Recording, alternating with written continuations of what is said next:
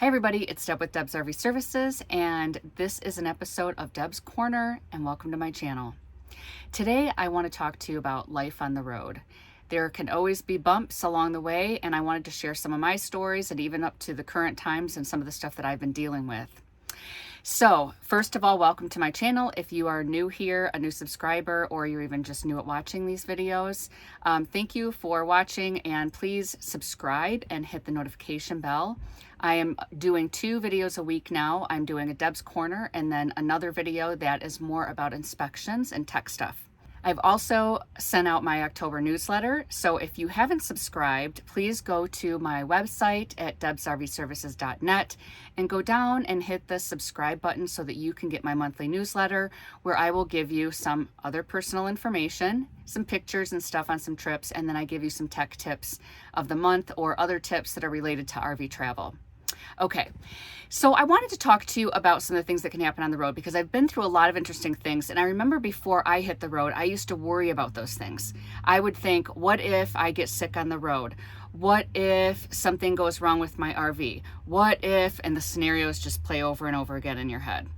So recently I was driving my RV, and as you know, that if you've watched some of my other videos, I have been in really hot weather.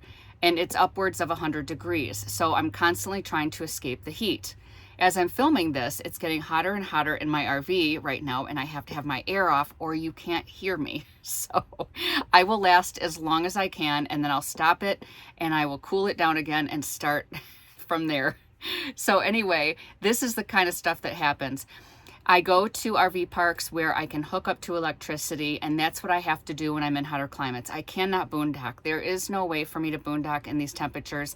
I did it in Moab because we were at an event and we had already pre-booked it, but I basically had to run my generator 8 hours a day. And it worked. I was able, at the hottest part of the day, I was able to run my generator. But what happened recently was I was driving to my destination and my dash AC went out on my motorhome. So this was not an RV issue, this was a chassis issue. So what I did was I had to finish out my drive, and yes, it was hotter than hellsy, but I made it to my destination, and then I looked around for places that could service a Ford motorhome chassis and that would allow it to be a motorhome. So basically mine is a van chassis. I always call it a truck chassis, but it's really a van chassis. I have a Ford E450. And so I had to find a place that would work on my chassis, that would work on my year, which is a 99, and that could accommodate my RV in their bay. So it took me about 3 locations in the area that I was in before I found one that would accept my RV. So I made an appointment. I made it for like a couple days from when I was calling, and then I just showed up early in the morning, because that's one of the tricks that I do too. I always make my appointments super early in the day. One of the reasons is if you're in a bigger city like I was in Phoenix, I wanted to get on the road and get out there. First of all, I had to worry about the climate, because the weather was getting so hot in the day. I didn't want to have to battle the heat. So I made my appointment at the first available appointment, which was 7:45, and I got there early in the morning. I ended up, because I am a full-timer, and I let them know when I made the phone call, listen, I'm a full-timer and I can't just drop off my RV. You can't just keep it. So if I can bring it in, I'm going to have to stay in there, and I do have a small dog, so I'm going to have to stay in there for the day while you work on it. So as it turned out, they had to order some parts, and it was going to take about 3 hours for the parts to get there. They let me park out back. I ran my generator, and I just did some work on the inside. And then when it got too hot, because even my generator wasn't able to keep up with the heat, it was still almost 90 degrees inside my motorhome, I just went inside their office, and it was nice and cool, and they let me bring Izzy in, which, by the way, I need to introduce you to Izzy. Hold on a second. Okay, look who I have. Say hi, Izzy. She is my little Shih Tzu. She is between 8 and 9 years old. I can't keep up with her age. I think she's almost 9. But anyway, she's my little companion, and she is just so lovable. She's really a mild dog. Anybody that's met Izzy knows that she sleeps most of the day. She cares about 2 things, and that is me and food. And see, she knows the word. If I say dinner, She already had her dinner, so it's not as big of a deal right now. But she loves her nap times, and she just loves to be with me. She's really easy for me on the road because she's not rambunctious, she's not big, she doesn't lose her hair in here, so I don't have to deal with that. But many people travel with dogs that do have loose hair and they don't mind at all. It's just your preference. I love having a dog on the road, and I would really always love having one on the road. The only downside is, and it's another area that I want to discuss, is how do you handle your animals while you're on the road? And let me move this over a little bit. So I have to worry about her when I have inspection jobs. It's often that my jobs take up to 8 hours, and I don't like leaving her in my motorhome all day while I do that. So there's a couple situations. If I have a job that's not going to be 8 hours, say it's going to be a 4-hour job, I don't mind leaving her in the motorhome.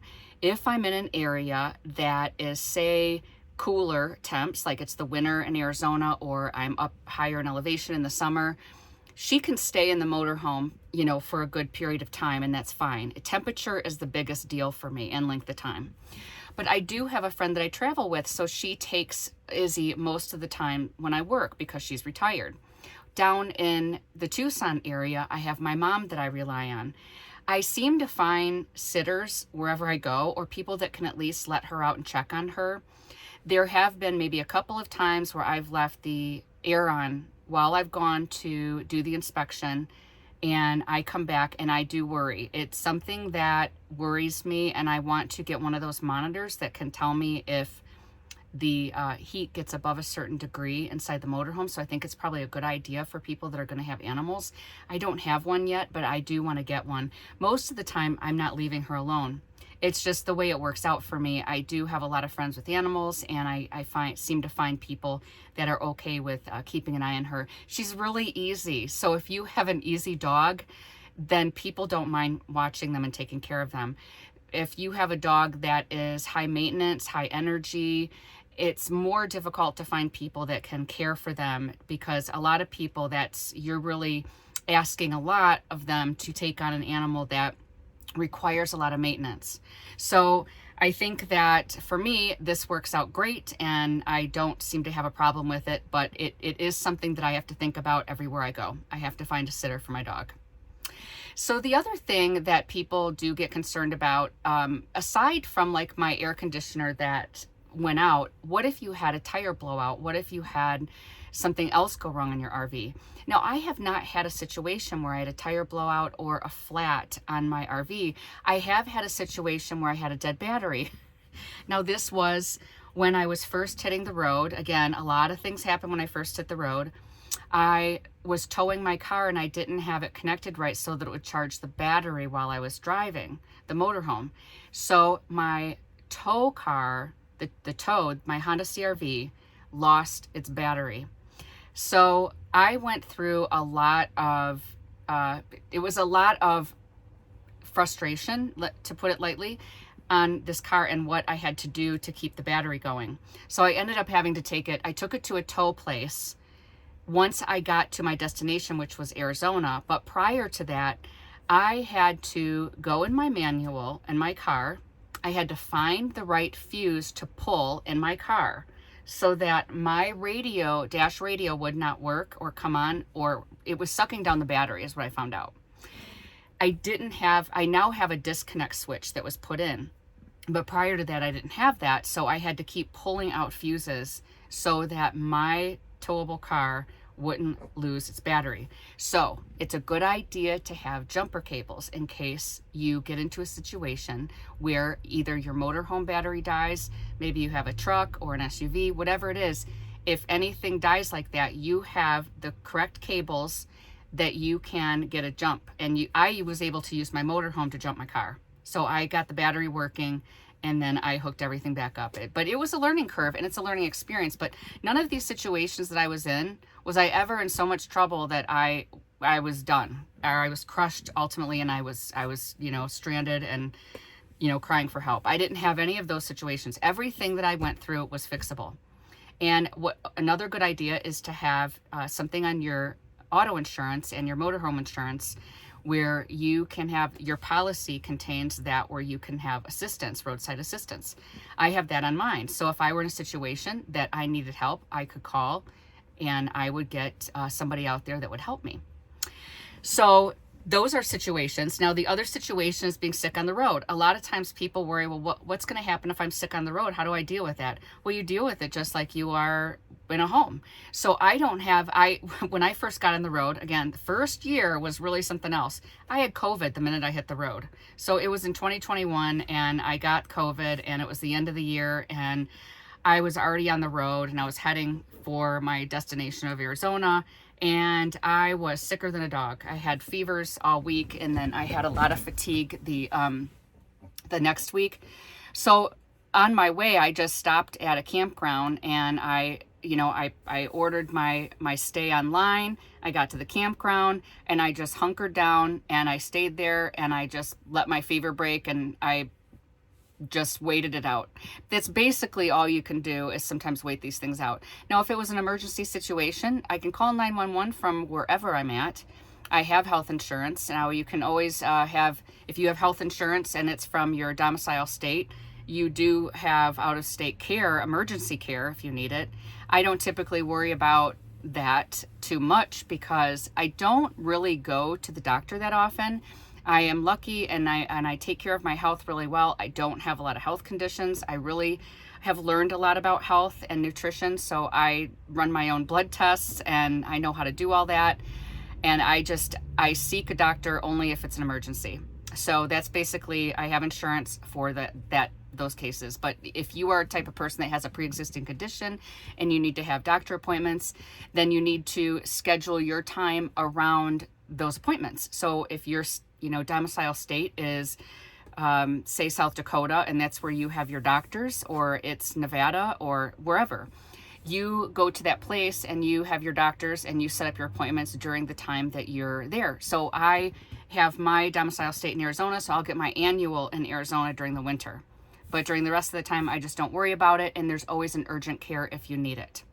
So I was sick on the road then, and then just recently I got a little head cold, but it's not anything that stopped me from doing anything. It's just, stopped at the store. I got some lozenges and it helped my scratchy throat. I drink a lot of water and I just sleep it off. So these things can happen. I travel with a lot of people. I've seen people in situations where they have been sick and they have needed care and they've had to go to hospitals or they've had to go to doctors, and you deal with them as they come up. I had a family emergency and it wasn't my health, but it was somebody else's health. So I just stopped what I was doing and I made a change in plans and I drove back to Arizona. So situations come up and you handle them as they come up, but it's not something to fear or that should stop you from being on the road, because it really is just like being in your home. It's just that you're in a different state, but every state has care. You can always get care. So I wouldn't worry about that. I really have not had any situation or anything in my life that has been, and I can tell you about something else.